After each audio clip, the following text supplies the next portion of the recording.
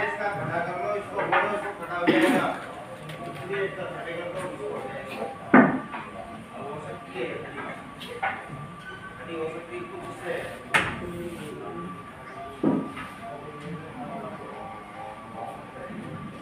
तो भाई हो गया। ये महिला आप देख रहे हैं, ये विजयलक्ष्मी हॉस्पिटल है जहाँ ये लड़की रेनू एडमिट है पिछले 5 दिन से। ये राजीव नगर स्थित हॉस्पिटल है। 20 साल की अमीशा है जो आप बिस्तर पे लेटे हुए देख रहे हैं। इसका पता है क्या कसूर है? इसका कसूर है कि ये एक पत्नी है, ये औरत है, इसके अलावा इसका कोई कसूर नहीं है। अच्छी भली भली चंगी सीधी सादी सुंदर सी औरत है, बकायदा अच्छे कामकाज करने वाली, घर के सारे काम सीखी हुई। बस इसका एक कसूर है कि ये औरत है। इसका सिर्फ एक कसूर है कि ये एक बीवी है। इसके इस नशाखोर पति ने इसका ये हालम कर दिया। ये हाल देखिए आप इसका, इसके गले के ऊपर ये निशान देखिए। आप लोगों में से किसी के भी दर्शकों अगर बच्चे होंगे, ऐसे छोटे छोटे बच्चे, तो आपको महसूस होता होगा कि आपके बच्चे के हाथ में अगर चोट लग जाती है तो कैसे आपके दर्द अंदर से तड़पन होती है, अरे मेरे बच्चे के चोट लग गए। मैं भी उनमें से हूँ। इस लड़की के इतना बुरी तरीके से काटा गया। ये पूरा जिस्म जो आप देख रहे हैं सूजा पड़ा हुआ है। इसके पति ने इसे बेल्टों से मारा। इसका कहना है इसके पति ने बेल्टों से, जूतों से, और जो भी हाथ में चीज़ आ गई, चमची, करची, सबसे बुरी तरीके से मारा। और ये जो जख्म है ये ब्लेड से काट दिया। ये इसकी माँ है। 24 साल इस औरत रेनू ने इस बच्ची को अपने हाथों से पाला पोसा। जब ये बाथरूम कर देती थी बिस्तर पे तो इसको सूखे में लिटा के खुद ये गीले में लेटती थी। इसकी आंख से कोई आंसू टपकता था तो ये बेचारी रोने लगती थी। अब सोचिए इसके मन में क्या तड़पन हो रही होगी जब इसकी बच्ची की ये हालत है। ये इस हॉस्पिटल में एडमिट है। अब ये देखिए, अब इस समय हॉस्पिटल में मौजूद है। ये हॉस्पिटल का वातावरण है, ये हॉस्पिटल का कमरा है। 5,000 रुपया किराए पे ये औरत इस अपनी लड़की का यहाँ इलाज कराने के लिए मौजूद है। एक दिन का किराया इस कमरे का 5,000 का, जबकि ये बेचारी महिला रेनू खुद किराए पे रहती है। आइए बात करते हैं। ताजा खबर के दर्शकों का स्वागत है, देशवासियों का स्वागत है, भारतवासियों का स्वागत है। दर्शकों, आज मैं आपको कोई न्यूज दिखाने के लिए नहीं लाया हूं। मैं आपको राजीव नगर में सी ब्लॉक में लाया हूं। आज मैं आपको कोई खबर दिखाने नहीं लाया हूं।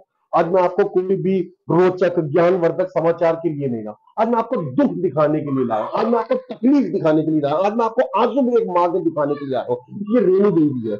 ये रेणु देवी यह राजीव नगर में इस मकान में, छोटा सा मकान है, बेचारी किराए पे रहती है। ये औरत, इसकी 3 लड़कियां हैं, 2 बच्चे हैं, और 24 साल की एक बड़ी लड़की जो है उसके साथ उसके पति ने अभी हाल ही में, थोड़ा समय पहले ही, शादी हुए तो लंबा समय हो गया। अभी करवा चौथ के वाले दिन इसका इनकी लड़की का पति यानी इनका दामाद इनके घर पर आया और इसकी लड़की को, वो ब्लेड आपने देखा, सर्जिकल ब्लेड जिसे कहते हैं, जो आप सीरियल किलर वाली फिल्मों में जरूर देखते होंगे। नेटफ्लिक्स खोल के देखिए और सीरियल वो देखिए सर्जिकल ब्लेड, या यूट्यूब पे डालिए, ढेर सारे आ जाएंगे। वो ब्लेड आमतौर पर सुल्तानपुरी, मंगोलपुरी, जहांगीरपुर टाइप के अंदर रहने वाले इस स्मैक किए या जेब कतरे रखते हैं। इन औरत का यह आरोप है कि इनका दामाद, क्या नाम है तुम्हारे दामाद का? आशु नाम का व्यक्ति, इनका दामाद आया और अपनी ही बीवी को, इनकी लड़की को बुरी तरीके से लहूलुहान कर दिया। मैंने आपको अभी जो दृश्य दिखा रहा हूँ वो आगे देखिए। ये कमरा जो लहू से भरा पड़ा हुआ, खून से रंगा रंग हुआ पड़ा हुआ है, वो सब खून के दाग देखिए। ये तब मैं 5 दिन बाद, घटना के 5 दिन बाद मैं आपको ये खबर दिखा रहा हूँ। जब ताजा होगा तो सब तरफ कितना खून फैला होगा। यहाँ के दृश्य अभी मैं स्क्रीन पर आपको दिखाता हूँ। सब तरफ खून ही खून फैला पड़ा हुआ है। वो तौलिया देखिए, वो तौलिया लाना है, ये तौलिया देखिए। इससे आप इमेजाइन कर सकते हैं कि कितना खून बहा होगा उस लड़की का। खुद उसी का वजन मुश्किल से 46 और 60-62 किलो है, तो मेरे ख्याल से 45 किलो तो खून ही निकाल के रखा हुआ है।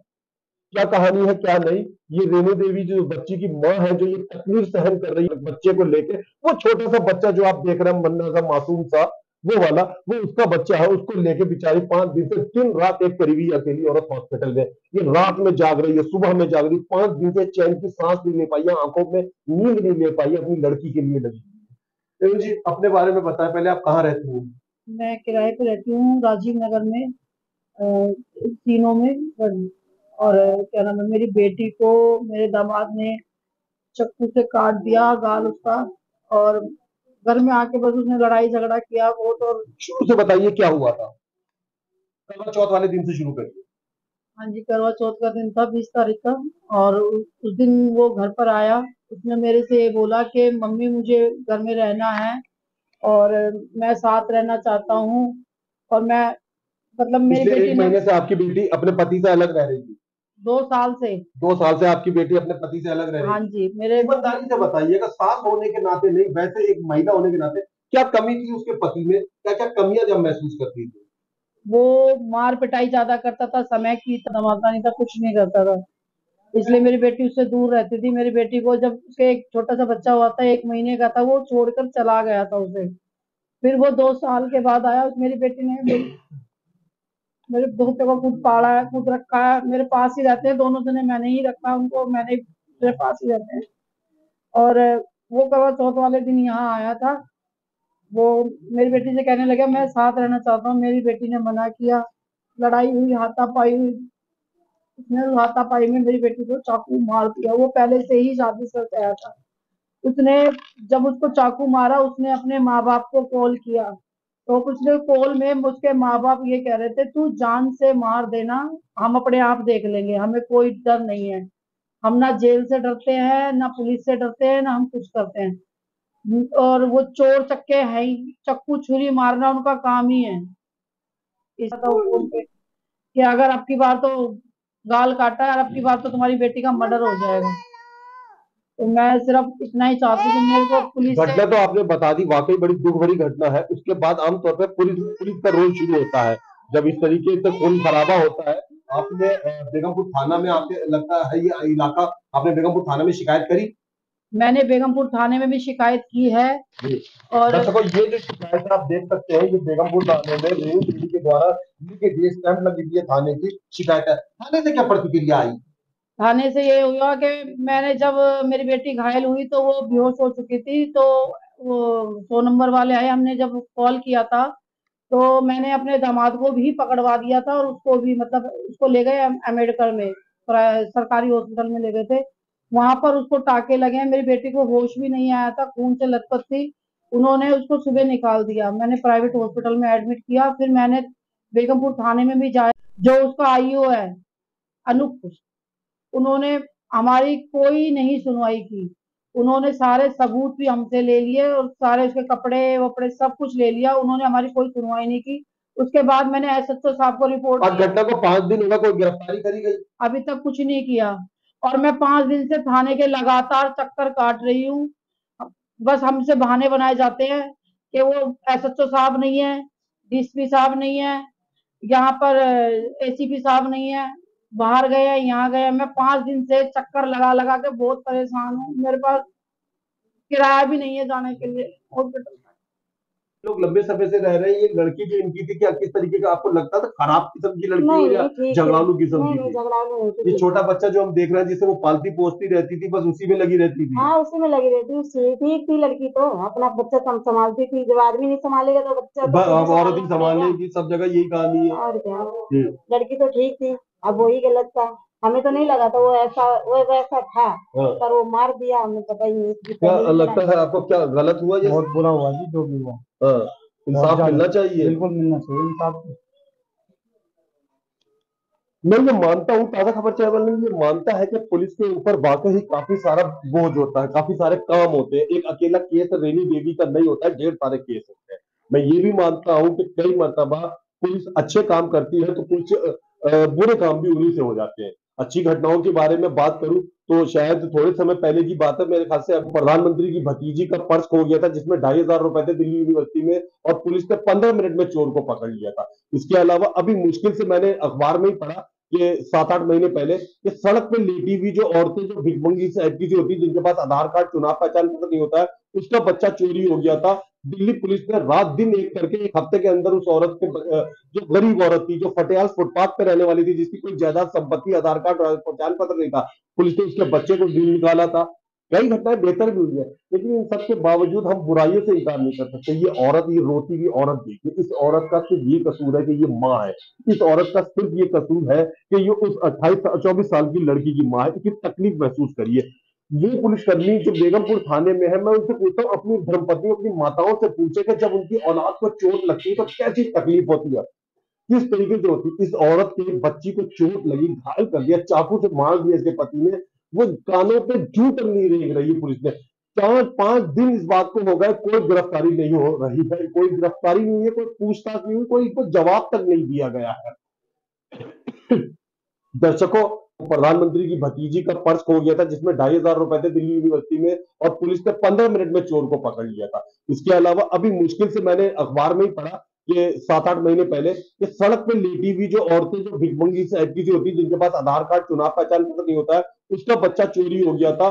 दिल्ली पुलिस ने रात दिन एक करके एक हफ्ते के अंदर उस औरत के, जो गरीब औरत थी, जो फटेयाल फुटपाथ पे रहने वाली थी, जिसकी कोई जायदाद संपत्ति, आधार कार्ड, पहचान पत्र नहीं था, पुलिस ने उसके बच्चे को ढूंढ निकाला था। कई घटनाएं बेहतर भी हुई है, लेकिन इन सब के बावजूद हम बुराइयों से इनकार नहीं कर सकते। ये औरत, ये रोती हुई औरत देखिए, इस औरत का सिर्फ ये कसूर है कि ये माँ है। इस औरत का सिर्फ ये कसूर है कि ये उस 24 साल की लड़की की माँ है। इसकी तकलीफ महसूस करिए।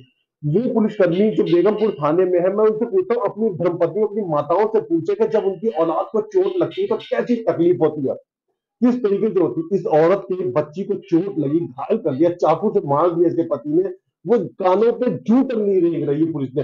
4-5 दिन इस बात को हो गए, कोई गिरफ्तारी नहीं हो रही है, कोई गिरफ्तारी नहीं है, कोई पूछताछ नहीं हुई, कोई जवाब तक नहीं दिया गया है।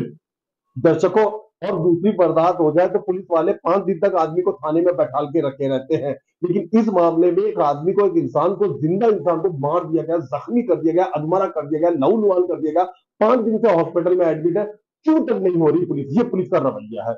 आमतौर पर पुलिस को लोग बाग छवि इसीलिए पुलिस की खराब है कि पुलिस का रवैया बड़ा नकारात्मक रहता है, बड़ा निकम्मेपन से भरा हुआ रहता है, बहुत ज्यादा दोषपूर्ण रहता है। ये थाने, बेगमपुर थाने के आईओ लोग हैं, ये वो पुलिस लोग हैं जिनको इतनी भी इंसानियत नहीं सिखाई है उनके सीनियरों ने, उनकी ट्रेनिंग के दौरान उन्हें इतनी भी मानवता का पाठ नहीं पढ़ाया गया कि अगर वो व्यक्ति को गिरफ्तार नहीं कर सकते। हो सकता है, मैं ये नहीं कर रहा हूं, इन लोगों का आरोप है कि उन्होंने उससे रिश्वत के पैसे ले लिए होंगे इसलिए छोड़ दिया, हो सकता है पुलिस वालों ने घूस ले ली हो सकता है ब्राइब ले ली हो, इस वजह से ना करना हो, घूस ब्राइब कुछ भी ले लिया हो, लेकिन मानवता के पाठ के नाते अगर वो इस औरत को थोड़ी तसल्ली भी देते तो उसके अंदर की बात संतुष्ट होती। ये घोर बुरी तरीके से दुर्दशापूर्ण दिन आए हुए हैं बेगमपुर थाने के, कि एक माँ की बच्ची को काट कूट के बड़ा हाल कर दिया गया, पुलिस को कोई भी जू नहीं होगी। इस औरत का ये कहना है कि जब ये पुलिस वालों को लेके अपने दामाद के घर, उस अपराधी के घर पे गई, तो भी नहीं पुलिस ने उसे पकड़ा, ना ही उसके प्रति कुछ गया, बल्कि इसी औरत को डांटना शुरू कर दिया। क्या क्या क्या कहा उन्होंने आपको? जब उन्होंने ये बोला कि तुम्हारी बेटी खराब है, तुम्हारी बेटी बदजलन है, वो खराब। मेरी बेटी के ऊपर मैं जब यहाँ पर आया तो मुझे भी ये शंका हुई कि औरत ने, इनकी लड़की ने 2 साल से पति को छोड़ रखा है, कहीं ऐसा तो नहीं कि इधर उधर कहीं प्रेम चक्कर हो या किसी दूसरे आदमी के साथ बिना शादी करे रह रही हो। मैंने अच्छे तरीके से तहकीकात करी, अड़ोस पड़ोस वगैरह पता करा, वो किसी दूसरे आदमी के पास नहीं रह रही थी, इसी अपनी माँ के पास रह रही थी, और रोजगार करने के लिए कोई छोटा मोटा काम, ब्यूटी पार्लर, फूल फाल वगैरह बेचना, इस टाइप के कामों के अंदर बेचारी लगी हुई थी, और अपने इस छोटे मासूम बच्चे को पाल रही थी। पुलिस के लिए वर्दी पहनने के बाद एक एंड दिखाना, एक अकड़ दिखाना इतना आसान होता है कि औरत के फौरन उंगली करो और उसके चरित्र पे उंगली उठा लो। एक तो पुरुष का सत्ता ही यही होती है कि औरत के ऊपर जुल्म ढालो, और उसके बाद पुरुष जब वर्दी पहन लेता है तो आप देखिए औरत के प्रति उसका रवैया क्या होता है। बस एक औरत की तरफ उंगली करी, अपराधी को बेकसूर छोड़ दिया पैसे लेकर, और कह दिया कि तुम दुष्चरित्र हो, तुम बदकिरदार हो। एक आदमी के लिए कितना आसान हो जाता है वर्दी पहनने के बाद एक औरत के चरित्र के ऊपर उंगली उठाना। वो आदमी ये भूल जाता है कि जिस औरत के वो चरित्र के ऊपर उंगली उठा रहा, उसी तरीके की एक औरत ने उसको पैदा करा, उसी तरीके की एक औरत का वो खुद भी पति है, उसी तरीके की एक औरत का वो भविष्य में या वर्तमान में कहीं पिता भी होगा। एक औरत के चरित्र के ऊपर उंगली उठाने से लांछनपूर्ण, अपमानजनक कुछ नहीं हो सकता। वर्दी पहन के रिश्वत लेना एक अलग बात है, लेकिन औरत के चरित्र के ऊपर हाथ उठाना, मुझे लगता है कि निहायत निर्लजता की परिधि हो गई है। दिल्ली पुलिस इतने नीचे गिरने को तैयार है, ये अभी तक जनता को नहीं मालूम।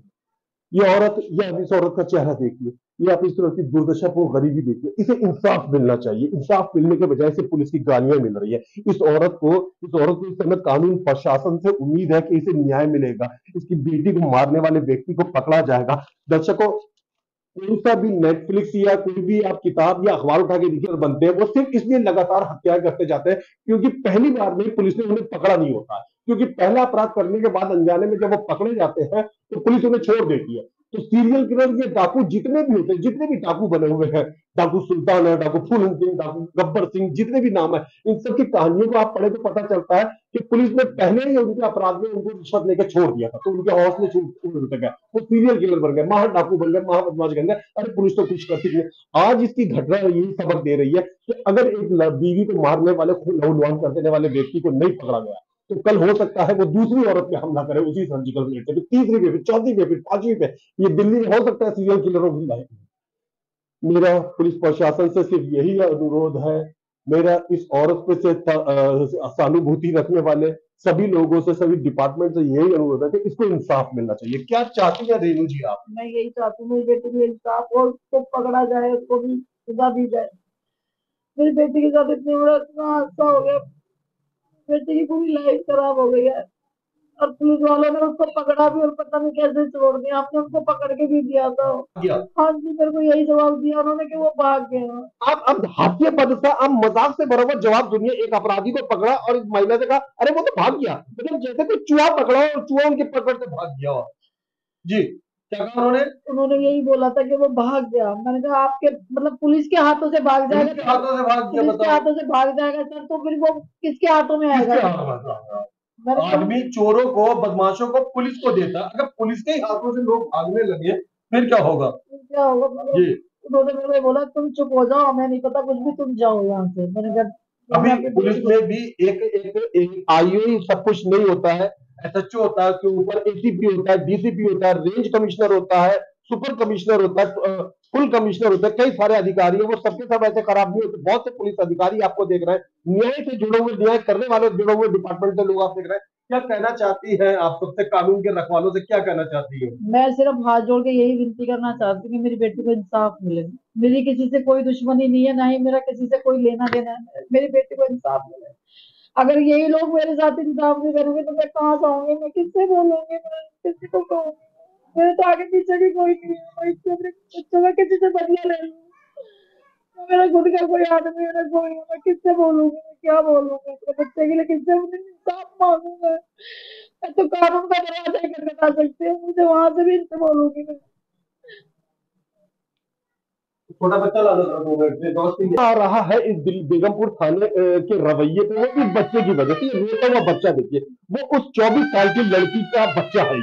ये वो बच्चा जिसके इतना छोटा सा बच्चा, मुश्किल से कितने साल का ही है, 2 साल का बच्चा, इसे अपनी मां मिलनी चाहिए। और इसको क्या मिल रहा है? ये आंसू मिल रहा है। उसकी माँ 5 दिन से हॉस्पिटल में भूखी प्यासी तड़प रही है, रह रही है। उसकी माँ हॉस्पिटल में, ये बच्चा यहाँ पे, ये माँ का दूध नहीं पी सकते, माँ के हाथों से खाना खाना चाहता है, ये माँ के साथ सोना चाहता है, ये माँ के साथ खेलना चाहता है, लेकिन उसकी माँ 5 दिन से उसके साथ अलग है। लेकिन इस बच्चे को देखकर तरस आ रहा है। इस बच्चे के हिसाब देखकर भी कम से कम बेगमपुर थाने को चाहिए कि इसके माँ के मारने वाले जालिम का कुछ नहीं जाएगी। 2 आंसू बहाते हुए लोगों को आप देखिए, एक माँ है और एक बच्चा रह रहा है। इनको देखकर भी अगर दिल्ली पुलिस को तरस नहीं आता है तो किसको देखकर वो तरस खा पाएंगे, किसको देखकर वो इंसाफ कर पाएंगे?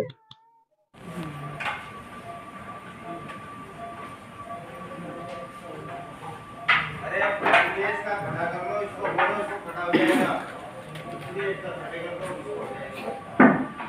अब हो सकती है खड़ी हो सकती है कुछ से।